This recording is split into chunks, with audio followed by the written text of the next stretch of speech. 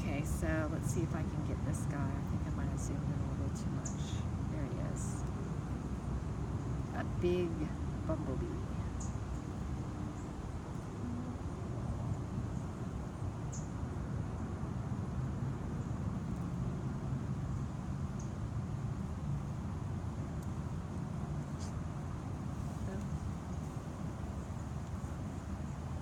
I think I'm too close. Just getting away from me. There he is. These Biden flowers, so many people are just like, oh, they're weeds, mow them down. But the Biden flowers are actually one of the most important plants I think we have in our area, because it blooms almost year round. And so for the bees and the butterflies that need to get that extra food storage in before winter comes, this plant is just so important. And at this time, my plant is starting to go to seed. Annoying little seeds on these things. Hitchhikers. They're not quite seeded yet. I'm not used to where the camera is on this. Oh, there we are. It's different from mine. This is the kid's iPod. But you see, it's not quite black yet. There's still some yellow on it. It'll go completely black and turn to seed.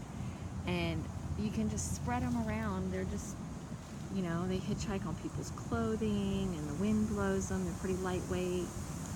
Maybe just scatter a little loose soil over the seeds. If you can find a patch of Bidens growing, you know, anywhere on the roadside or a park nearby, you know, if it's a good healthy patch, go ahead and grab some seeds and sprinkle some in an area that you don't mind leaving a little unkempt, and plant something for our bees and plant something for our butterflies, and you will be so rewarded, I promise.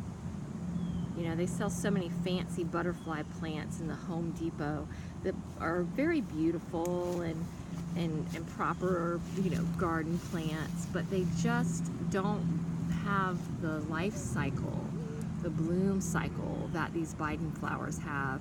And yeah, they're leggy and wild, but if you stop and you sit and you look really close, you'll see how much beauty these plants can bring to your yard. And so, like I said, they bloom for so long during the year that they'll be the first and the last plants in your yard or your garden area that are attracting. And the more pollinators you attract with these types of plants year round, the better it'll benefit your seasonal gardens, your tomatoes and your cucumbers. We were having such a hard time growing food out here, and we were told it was sandy soil. There goes the dog. And oh, he totally got off his collar. We just bathed him yesterday because he got loose and went in the sandbox. Close the gate so he doesn't get in the sandbox again. Everybody should get good and tired after this puppy chase. You had it, but not had it. And that was partially my fault. I can't be too mad.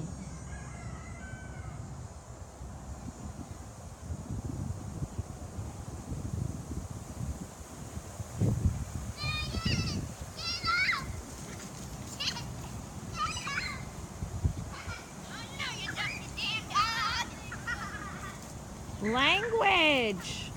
The beautiful Biden flowers and the cursing young children.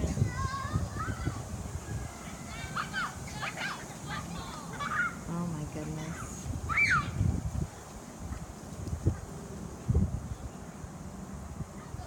Another painted lady. The wind is blowing around so much, it's hard to see. The painted ladies, I think, could be confused with a monarch because of the orange and the black color when their wings are completely open that you can see. But if you notice, on a monarch, and you can look it up in a book if you're not lucky enough to find one, a monarch has 3 colors at the tips of the wings, a really bright orange, a yellow, and a white, whereas the painted ladies just have like the black and white on the very tips of the open front.